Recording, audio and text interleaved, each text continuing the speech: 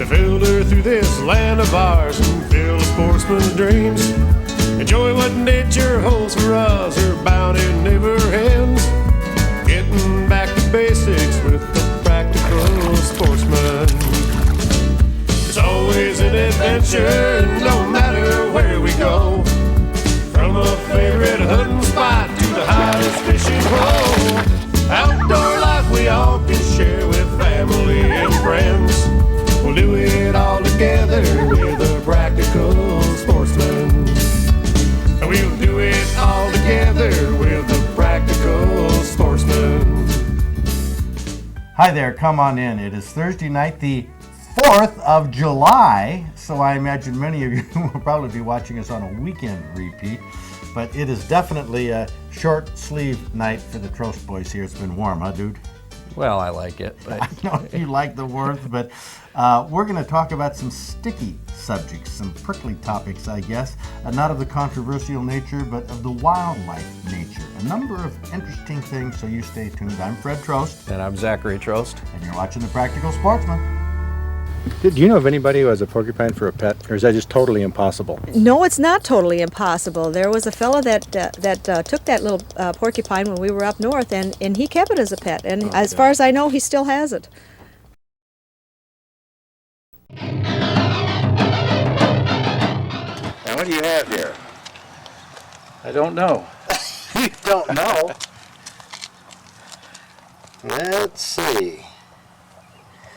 Well, I would say the stripes there are like a bluegill, but the mouth, all the little wiggly in the mouth, and you know it has red? Look at that right behind the gill flap.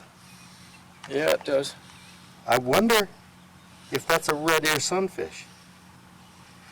Open the mouth on that. Sure how that mouth is just a little bit bigger than... Get around here. It's got a mouth like A little bigger mouth than a bluegill would have, it seems. So where did this come from? come out of a little farm pond. Oh, really? A farm? Now, how little is the pond? Oh, 3-4 acres. And who caught it? I did. You did? Yep. Caught it Monday. And what else were you catching at the time you caught Just this? bluegills. This was distinctly different than the others? Yeah, it looked a lot different than the rest of them. So he is thin, like a bluegill. I mean, from that standpoint. And has the fins, but that face and the mouth. You know, the bars do look a little different, don't they, to you? Yes, they do. It looked a little bit like a bass to me in the mouth. Yeah, it has that the mouth comes back by the edge of the eye.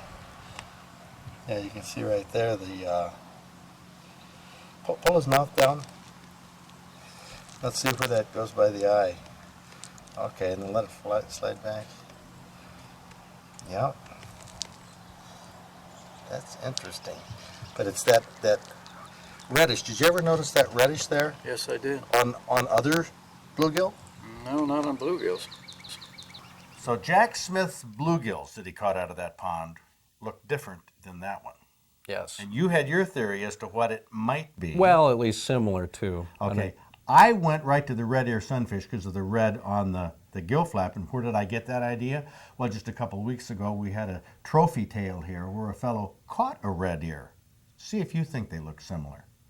It is a 1 pound, 1 ounce red ear sunfish. So this is a red ear? Yes, it is. Okay, now how can you tell that from a bluegill? Right behind the dark spot, there'll be a little line of red. Okay, and otherwise it looks an awful lot like a bluegill, but red ears are supposed to fight a lot more. Oh yeah. This actually, I caught it ice fishing, and I had a real light line, and it took about 10 minutes actually. I thought I had a bass at first. He thought it was a bass by the way it fought. Jack Smith looked at his fish, thought it was a bass because of the bars on it and the mouth that was larger. That little flap went back a little further. But you know, if you take a look at the fish, when the red ear was originally caught through the ice in January, now look at this. It doesn't have those distinct bars on it that I see. And compared to the mounted fish, I think the taxidermist jazzed it up a little bit with those bars. Oh, I agree on that. So who knows there? You know, the red ear doesn't look as much like that bluegill thing that Jack Smith had. But you have your theory on this, Zach. Well, a fish that I really thought it looked similar to, or a type of fish, a cichlid, which is found out in Mexico and Guatemala and Amazon. Why would a cichlid? You're talking to, for those of you who don't know, a cichlid, I guess, is the type of the Oscars and the Jack Dempseys. Oscar is in that family. There's Jack Dempseys, there's firemouths, there's a ton, but they're all very aggressive, panfish, and people marshy have them in living. aquariums. Oh, yes, yes. Okay, well, we got some shots here of some Jack Dempseys that you and Mark Walker conspired on. Right. That does it look to you in this like this is the red ear type of sunfish? Well, I see characteristics of these different fish in this fish that was caught, in the Jack Dempsey, the neon blue markings. Now the smaller one of these two Jack Dempseys has those squiggles around the mouth and the gill More flap. pronounced, yes. It looks more like the one that Jack Smith had from the little pond. Right. Now the bars, the vertical bars on there that the red ear didn't seem to have in the winter, that were on Jack Smith's fish, were also on that smaller Jack Dempsey. Right. But also with a lot of fish, male, female, some have more bars, some don't, between different fish. Now one thing that looked different on the Jack Dempseys was the tail. Oh, yeah. The rounded tail. But otherwise the mouth, though, on the Jack Dempseys looked more like the mouth from that little strange fish from the pond. Well, that's kind of an interesting thing, but how would, first of all, could a Jack Dempsey hybridize with one of these other bluegills or something? Possibly. Okay, Possibly. because of the family of fish. A family of fish. How could one have gotten in that pond? Well, a lot of people, they grow very fast in an aquarium. You need a big aquarium. They're an aggressive fish. And a lot of times people have to move, or it's too big for their aquarium, and people don't know what to do with the fish. And sometimes it's easy to just let them go in the canal or in the lake. They feel better about doing that. Well, that's like people who drop cats off out in the country and Right. let exotic animals loose.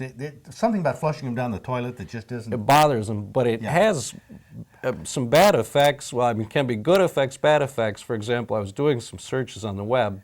Michigan has about 42 non-indigenous species. Florida is second largest with like 140 or 120. California has about 160 fish that have been introduced into the wild. And a lot of them by people who have had them for pets and let them go? Right.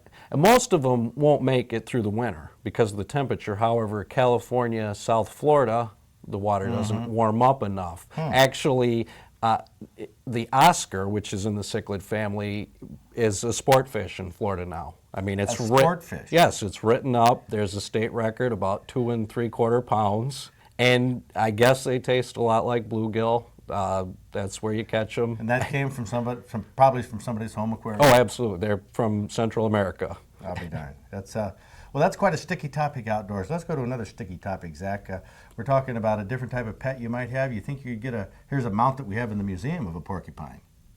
You know if anybody who has porcupine as a pet? I can't imagine. I was also doing some research, and there are people that do have them, though. Yeah, and we found one in Michigan. This is a little sticky situation right here. This is our porcupine, and he's knocking his teeth together there. Yeah, he's talking to you. Listen to him. Let's come up here. Now they cannot throw their quills. They cannot throw their quills. They have to hit you with that tail or whatever it is that they're coming at you with in order for you to be stuck. But listen to him talk. He's just putting his teeth together and making all kinds of noise, waddling around here for you. Now they have large heads. Yeah. Like a beaver. And of course they chew wood too, like beavers. Yes, every once in a while you can put some sticks and stuff in there, and they spend a lot of time just chewing around on them. They walk up here, and he sits up on top of the perch up here a lot of times too, and just suns himself and just sleeps up there. But here again, he's eating back there right now, and what he's eating is the same mixture that we feed the fox. It's the same mixture that we feed the wolves and most of our other animals. You can see its claws too. Oh, it does yeah. a little bit of, it has to grab the trees. This porcupine The smell of this porcupine is as close to human BO. It really is. This smells like an entire Red Wings or Tigers locker room. There you go. No, Lions locker room. I correct that. Correct Whoa. that. I tell you, I don't mean to leave the Pistons out, but Yeah, well, he's very strong smelling. That's true. When they do have babies, we had a baby from him and a mate when we were up in the Upper Peninsula, and when they're born, their quills are very soft. But within a matter of just a couple hours, they stiffen right up, and they look like this pincushion effect. You know, you have to handle the babies with very heavy gloves. But after they get to know you once, you can bottle feed them, and they will lay their quills down, and you can hold them in your arms just like a regular other animal, and they will not, put the quills in you. do you know of anybody who has a porcupine for a pet, or is that just totally impossible? No, it's not totally impossible. There was a fellow that took that little porcupine when we were up north, and he kept it as a pet, and as far as I know, he still has it. Well, your wife Kim loves exotic pets.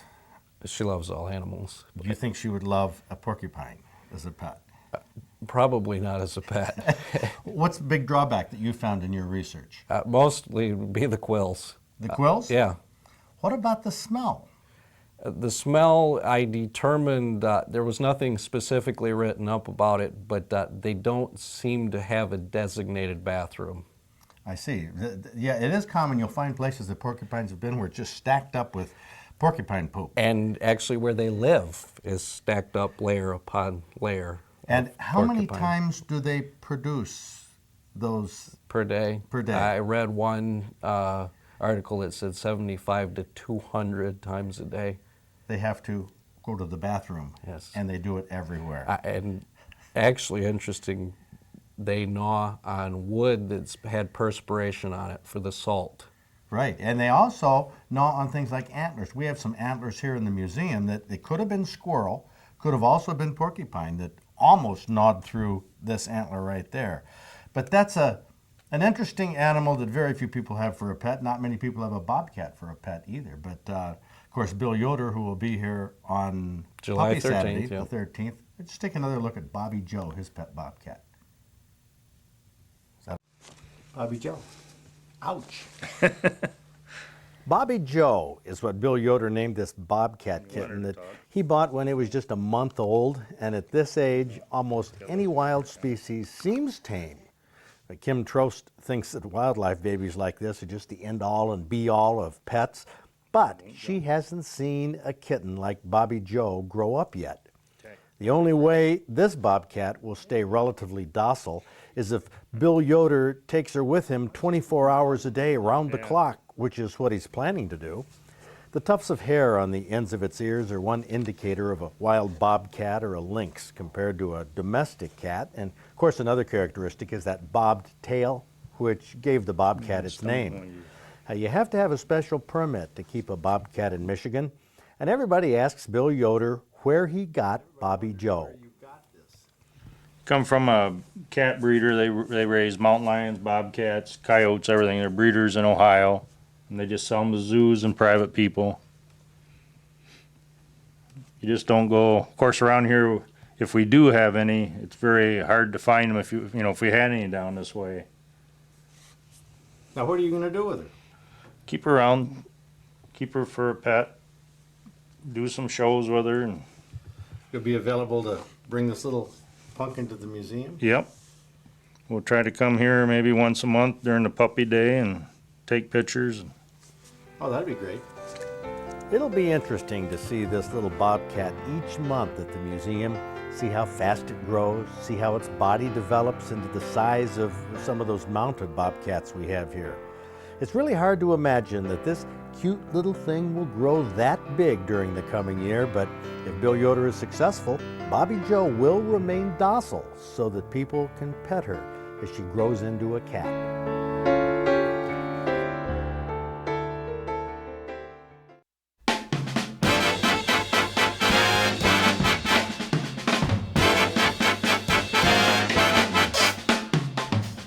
You got a fish, a 9-pound, 30-inch. Dogfish. Yeah, it says bowfin. Yeah. So that's I was fishing for pike, but okay. A 9-pound bowfin, dogfish. Right. It's got to fight as much as any pike you've ever caught. Oh yeah, it fought probably better than most pike I caught.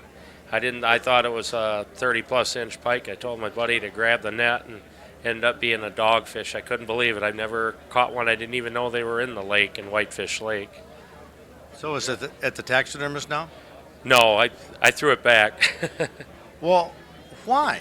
I mean, were you disappointed you caught a dogfish? Oh, it's nice catching a big fish, but I really wanted a pike more. Why?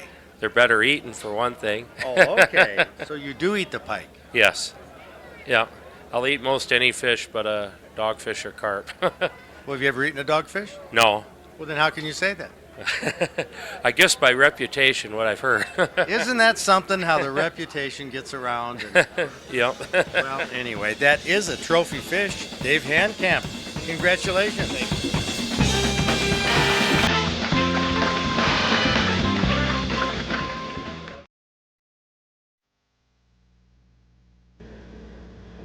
The 6th of September, 1992, 6:06 p.m. Kip England from Menominee is behind the camera in Michigan's Upper Peninsula.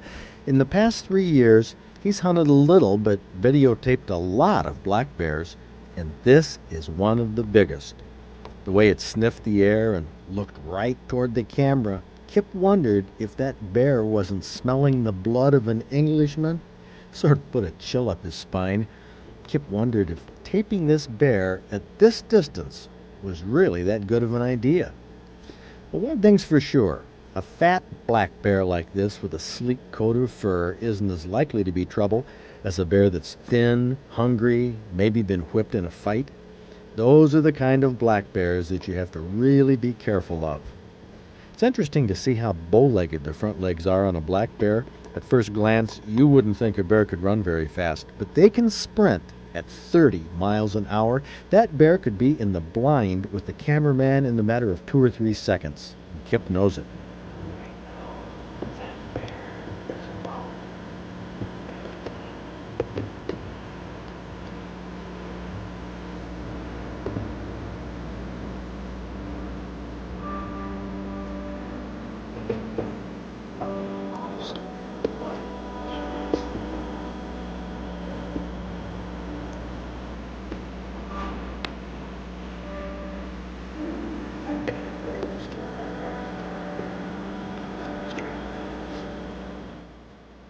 Time code on the video jumps to 6:21 p.m., which means that the bear had been on the bait pile for 15 minutes. It is now lying down. You can see its breath as it eats. Now, Kip wasn't as nervous now because the bear seemed content to eat. Flies buzzed around its face.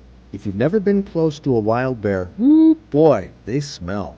But from a distance, they look cuddly and friendly.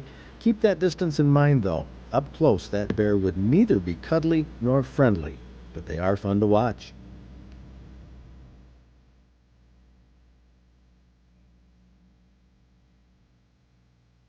Zach, before we wrap this up, I just want to show you some footage that I got last fall of turkeys up in turkey hunting country.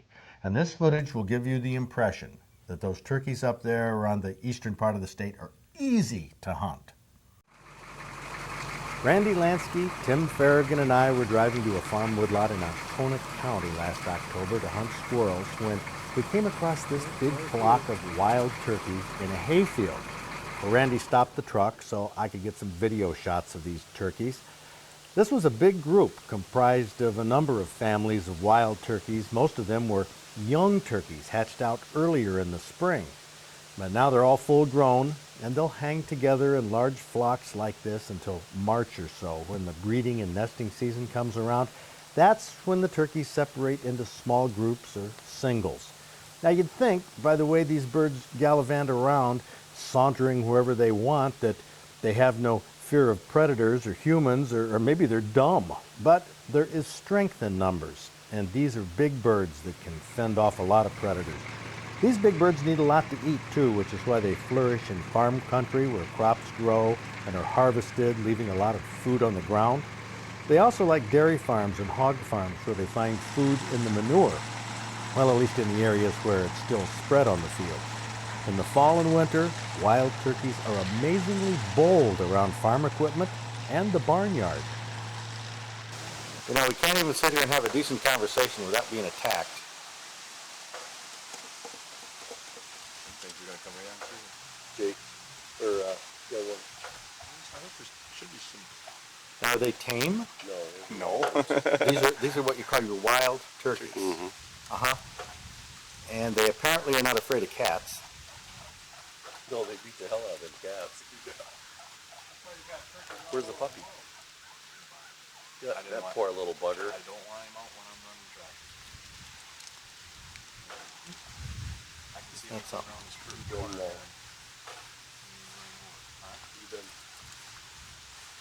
You ready? Cool. Well, turkeys are pretty hard to hunt up here, is that it? Yes, they are. They're real tough, especially in the spring. In the spring stuff. So what do you think, Zach? Those turkeys easy to hunt in the spring? It sure looks like they should be. Yeah, they should be. But John Katona, according to Randy Lansky, he told me that John Katona spent a whole week this past spring. His whole turkey season waited right down to the end before he had one chance at a gobbler, which shows you how their habits change. But right now is a good time to get out, and if you're traveling around, look in the fields, because oftentimes you can see hens with a little poults, and it's a good time to see them together in their family groups. Well, anyway, have a good time with your family group on the 4th of July, and Zach and I hope to see you back here next week.